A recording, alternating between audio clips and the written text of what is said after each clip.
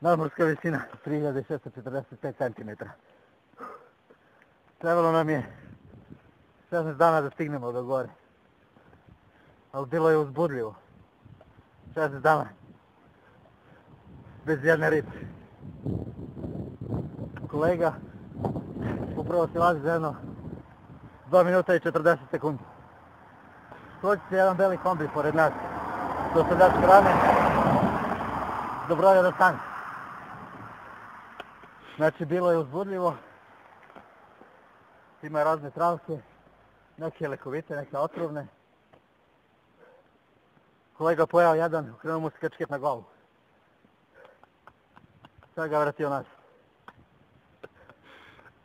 Šta da vam kažem, imam dosta kamenja, zmije, gliste, žabe, gušteri i po neki pacov. Nešto što je moglo da se pojede, pojelo se. Nešto je ostalo.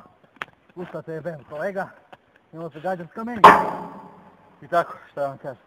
Gledajte nas i sutra na Discovery. Preživljavanje. Preživjeli smo ako nas ovaj Renault ne zgradi. Neći, dobro. Imamo još jedan kombi.